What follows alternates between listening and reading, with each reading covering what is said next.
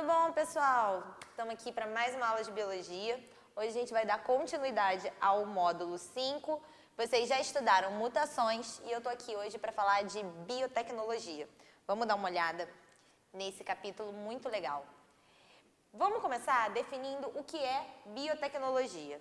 Bom, biotecnologia é a capacidade de utilizar a biologia ou compostos biológicos em prol de produzir alguma coisa, de forma que exista um composto ou uma substância ou um benefício para o próprio ser humano. Então a gente vai conseguir manipular as moléculas biológicas, gerando alguma coisa de boa para nós mesmos. Eu coloquei aqui um exemplo de uma das primeiras questões biotecnológicas que a gente pode pensar, que foi a descoberta da penicilina. Então aqui é um fungo que está armazenado. A penicilina foi descoberta pelo Alexander Fleming, foi ganhador do prêmio Nobel por isso. E para quem não sabe, a penicilina é um antibiótico. Ele cultivou fungos e descobriu que esses fungos produziam substâncias que eram tóxicas às bactérias. Então passou-se a utilizar a penicilina do fungo Penicillium para combater bactérias. Foi o primeiro antibiótico, o primeiro de todos. Antes disso, a taxa de mortandade era enorme. Então a gente já vê aqui um benefício da biotecnologia da nossa vida. O desenvolvimento e a capacidade de utilização do nosso conhecimento da biologia em prol do próprio ser humano e da melhora do nosso sistema, do nosso funcionamento. Beleza? Vamos dar uma olhada agora em uma outra coisa muito importante, que é muito discutida hoje em dia, que são as células-tronco. As células-tronco são células capazes de se diferenciar. Então, as células-tronco são células indiferenciadas. O que isso significa? São células que têm a capacidade de se tornar qualquer outra célula. Bom, não qualquer outra, mas alguns tipos conseguem se diversificar em todos. E eu tenho certeza que você conhece esse. Quando você era uma mórula, você lembra? Não, né? Acontece. Quando você era uma mórula, ou seja, logo depois de ser formado o zigoto, no primeiro estágio de desenvolvimento embrionário, formou-se a mórula. A mórula tem lá umas 8 células, pouquinha coisa. Essas células vão dar origem a todas as células que você tem no seu corpo. Como que isso acontece? Elas eram células indiferenciadas, ou seja, elas tinham a capacidade de se tornar qualquer outra célula do organismo. Foram se especializando e dando origem a todos os seus tecidos, órgãos e especializações. Por isso, elas são células-tronco. As células-tronco vão ter algumas classificações. A totipotente é esse caso que eu acabei de falar. A célula embrionária pode se tornar qualquer outra célula. Então, ela é totipotente antes mesmo da determinação dos anexos embrionários. Lembra? Endoderme, mesoderme, ectoderme. Nesse momento, a célula já tomou um certo rumo. Então, quem é ectoderme não vai voltar atrás e virar mesoderme. Logo, não é uma célula tão indiferenciada assim. Ela ainda tem lá a sua capacidade de diferenciação, mas não é igual aquelas células da mórula. Então, as células da mórula vão ser chamadas de totipotentes.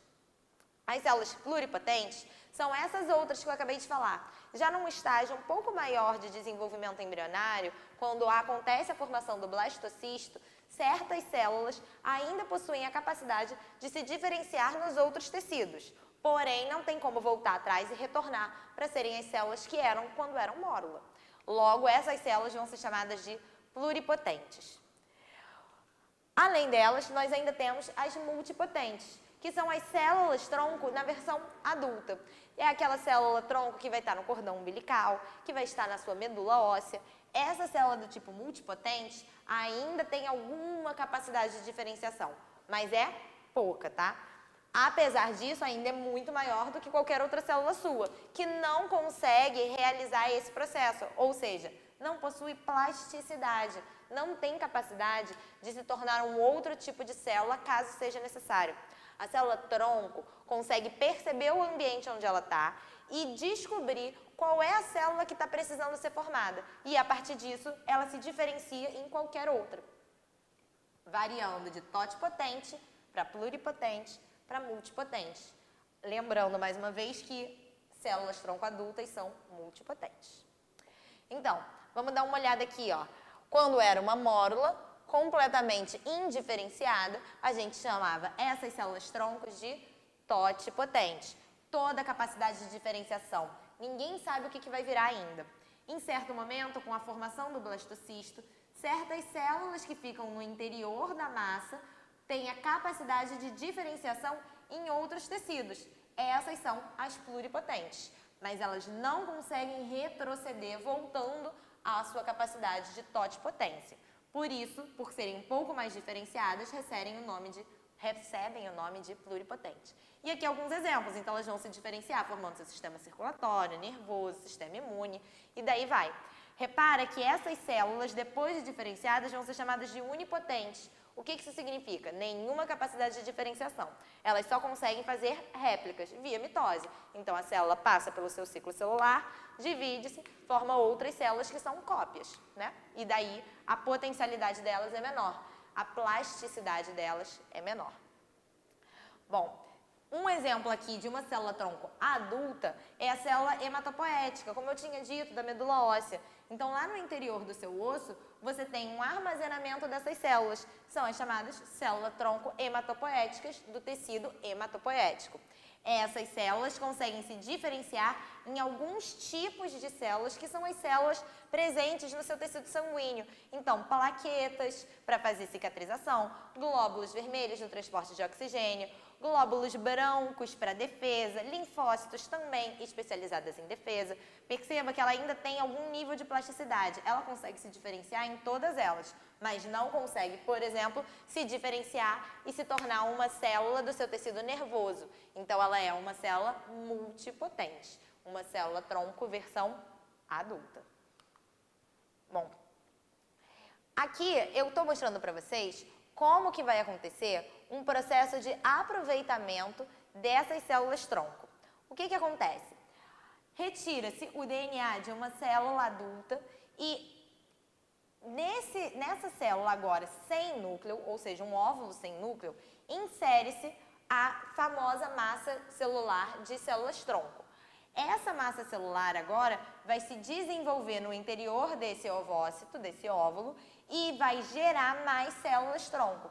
Essas células-tronco, então, podem ser retiradas da célula e aproveitadas para pesquisa. O resto do óvulo vai ser descartado.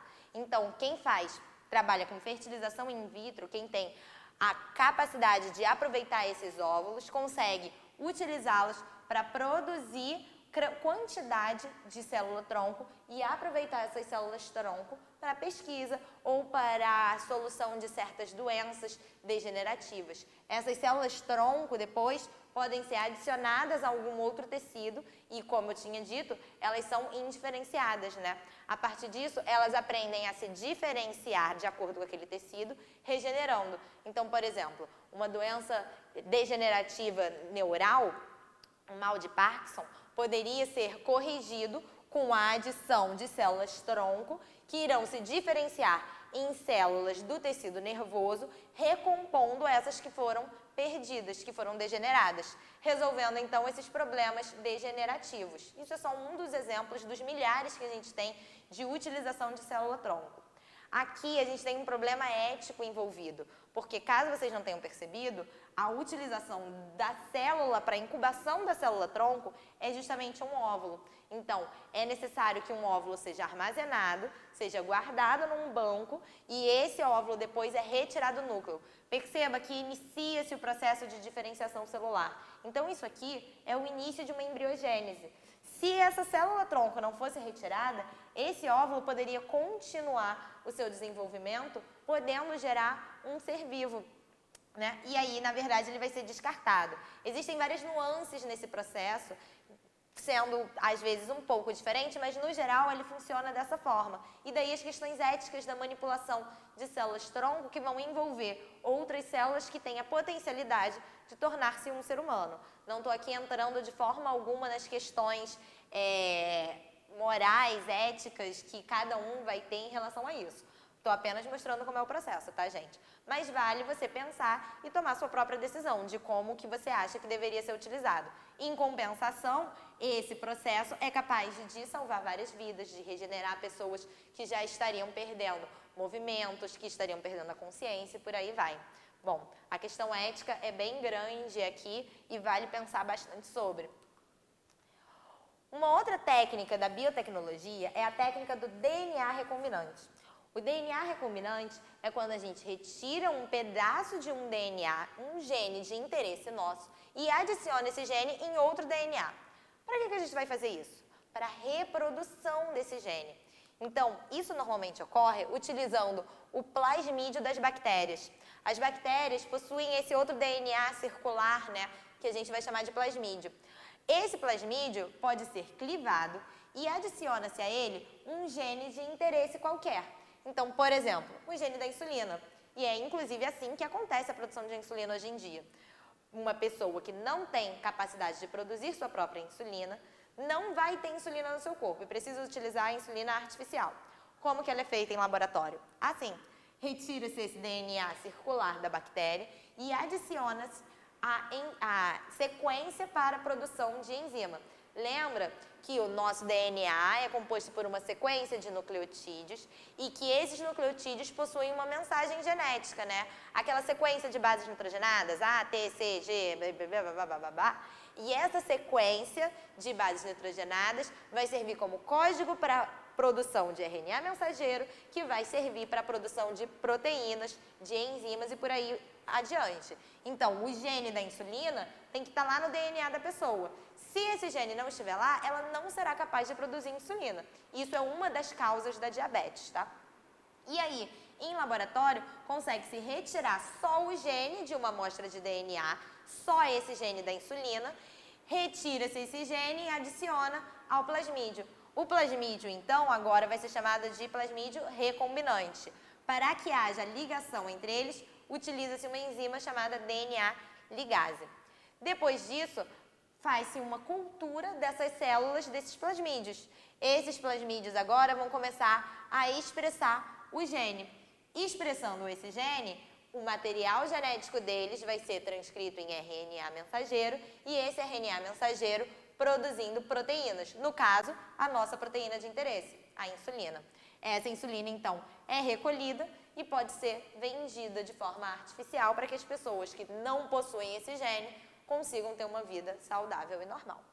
Beleza? Seguindo, vamos falar um pouco sobre terapia gênica também. Terapia gênica é um tema um pouco mais recente e mais difícil de entender, porque ele ainda não foi 100% desenvolvido. Mas na teoria, a terapia gênica é uma coisa muito interessante. Ela envolve a manipulação dos seus próprios genes. Aqui está um exemplo de uma vacina com base em terapia gênica, ou seja, uma vacina que na verdade é a injeção de DNA. Esse DNA vai ser injetado diretamente nas suas células, estimulando elas a produzir os anticorpos, gerando uma resposta imunitária de maior prazo, mais longa. O problema disso é que a injeção de um DNA direto nas suas células, direto no seu organismo, pode gerar os problemas causados por essa doença, né? Então, a terapia gênica, ela ainda está sendo desenvolvida, mas sabe-se que esse tipo de vacina de DNA é muito eficaz e que se conseguirem manipular isso de forma correta, pode ser o futuro das vacinas, deixando de se utilizar o vírus atenuado ou morto e passando a utilizar diretamente o próprio DNA dele para estimular uma resposta imunitária melhor. Existe ainda a opção da vacina com RNA também, dependendo do tipo de vírus que você está querendo combater. A identificação de DNA foi uma grande revolução na história da biotecnologia. Pensa na quantidade de crimes, de testes de paternidade, de resolução de problemas que envolviam a identificação das pessoas. Antes do teste de DNA ser inventado, não era possível você rastrear uma pessoa através do seu código genético. Mas o processo de identificação de DNA permitiu o desenvolvimento de testes que agora servem para identificação de paternidade, como é esse caso, ou para solução de crimes. Se você gosta de CSI, eu tenho certeza que você já viu isso por aí. Aqui eu tenho o resultado de uma eletroforese. A eletroforese é um processo de leitura do DNA. A gente vai ver ele com calma já já. Mas aqui eu consigo ver as bandas de DNA que são semelhantes e distintas entre os indivíduos. Então, repara aqui, essa primeira banda é a banda do DNA de uma mãe. Na segunda banda, nós temos o DNA do filho. E na terceira banda, uma banda do possível pai. Aqui a gente quer descobrir se essa pessoa é filho desse pai ou não. Como que a gente faz isso? Observando as sequências do DNA. Então aqui nós temos a equiparação entre duas sequências de DNA. Repara que, nesse caso, o DNA desse filho é compatível com o do pai e aqui um pedaço compatível com a mãe. Aqui é a mesma coisa. Esse pedaço do DNA do filho é compatível com o do pai, esse pedaço do DNA do filho é compatível com a mãe. Assim, a gente segue fazendo a eletroforese, gerando identificação de DNA de várias sequências distintas para verificar a similaridade entre esses DNAs. Se eles forem muito parecidos, quer dizer que provavelmente esse é o pai. Se, por exemplo, o pai tiver essas marcações do DNA dele distintas da do filho, então quer dizer que provavelmente ele não será o pai. Agora vamos dar uma olhada em como que funciona exatamente a eletroforese. A gente fala comumente em laboratório que a gente está correndo gel, porque na eletroforese utiliza-se um gel que vai ser capaz de diferenciar o DNA de acordo com o seu peso molecular e com o seu fragmento mais eletro ou menos eletronegativo. Então, quando se coloca o DNA na eletroforese, ele começa a se distinguir entre as bandas, ficando os fragmentos mais longos numa ponta e os mais curtos em outra. Assim, a gente consegue comparar as bandas dos fragmentos de DNA, identificando semelhanças ou distinções entre eles. Então, aqui, um teste de paternidade de um bebê peixe. O peixe filho tem essa sequência, o peixe mãe tem essa daqui que é compatível com o filho e os outros são identificados com o DNA do pai. Logo, esse é o pai do Nemo. Beleza? Facinho de ver aqui, né? Vamos dar uma olhada em como que esse processo acontece efetivamente. Então, a eletroforese é aquecido o DNA e as proteínas que se diferem em tamanho, forma e peso molecular começam a se separar. Esse aquecimento da proteína é importante para que haja desnaturação delas. A amostra de proteínas é desnaturada com um detergente chamado SDS. Não precisa lembrar esse nome, tá, gente? Estou só mostrando o processo no geral para vocês. E aí, essa amostra de DNA com proteínas desnaturadas vão ficar uniformemente marcadas com cargas negativas. Então, todas vão ter o mesmo formato, porque se desnaturaram, e todas vão ter a mesma carga. Então, a única diferença entre essas proteínas vai ser o seu peso molecular. A gente pega essas proteínas que foram desnaturadas, tira desse tubo e adiciona num poço feito de gel. Por isso, o nome de correr o gel. Quando isso é adicionado, liga-se uma máquina que libera energia, criando um gradiente energético dentro desse gel. Então, esse campo elétrico vai ser uma fonte de energia e as proteínas vão começar a se diferenciar quanto ao seu peso molecular. Então, baseado nesses princípios, as proteínas são separadas de acordo com o seu tamanho e peso, né? Beleza, aqui ó, como é que vai acontecer? Ui, passei para o próximo sem querer, gente. Uma amostra maior, média e pequena. A pequena vai descer mais, vai correr mais seguindo para o anodo, ou seja, a região carregada positivamente, né? Enquanto as maiores, mais pesadas, vão ficar aqui, próximas ao terminal negativo, beleza? Isso é o correr o gel. Então, a gente adiciona a amostra aqui, liga a máquina de eletroforese e essas proteínas vão correr, ficando marcadas as suas posições no gel. Bem legal, né? É assim que a gente faz teste de paternidade. Bom, uma das maiores crises da biotecnologia foi o processo de clonagem. Recentemente, não tem muito tempo, surgiu uma notícia de que na China estavam fazendo clonagem de seres humanos. Bom, aparentemente não é real, né? Mas vai saber. A questão da clonagem é que nunca foi feita com 100% de eficácia. O que acontece na clonagem é um processo semelhante ao que a gente viu antes. A gente vai retirar uma célula da ovelha e vai pegar uma outra ovelha que vai ser doadora de óvulo. Nesse caso da ovelha, eu estou falando porque especificamente estou demonstrando o que aconteceu com a Dolly, que foi aquela primeira ovelha que foi clonada e que viveu durante todo o período, né? Conseguiu se desenvolver. Então, a gente retira uma célula dessa ovelha e adiciona ao ovócito que foi desnucleado, foi retirado o núcleo. A fusão desses dois gera um óvulo fecundado com material genético. Esse óvulo começa a se desenvolver, passa por todo o processo de embriogênese, multiplica-se a célula, essas células, e depois deposita-se isso numa mãe de aluguel, ou seja, numa barriga de aluguel mesmo, só para terminar o desenvolvimento do bebê. No fim, acontece a duplicata. Esse clone é clone dessa ovelha. Essa outra foi apenas a doadora do óvulo. Quem doou o material genético foi essa matriz. Então, ela é que está sendo clonada para cá. Nem a ovelha doadora de óvulo, nem a mãe de aluguel partilham o DNA com o clone, beleza? O problema da clonagem é que, apesar do processo parecer muito simples, né, bonito, o que acontece é que esse ovócito vai ter a idade dele mesmo. Então, ele não se inicia como uma célula 100% indiferenciada do iniciozinho do surgimento de um bebê. Ele, na verdade, já tem lá os seus anos, a sua certa idade. Então, esse clone acaba se desenvolvendo muito mais rápido e muito novo, começa a ter problemas já degenerativos típicos de idosos, de seres mais velhos. E aí, acaba morrendo cedo com muitos problemas de saúde. A questão da clonagem humana é bem diferente. Em animais, ela é interessante de se ser observada. Em plantas, ela é realidade, é muito interessante, porque a gente consegue reaproveitar a genética de plantas que são interessantes para a gente. Então, pensa numa planta que tem resistência a um certo tipo de praga ou alguma doença, e a gente replica esse DNA, gerando outras plantas com essa mesma resistência. Aí é batata, é muito utilizado pela indústria.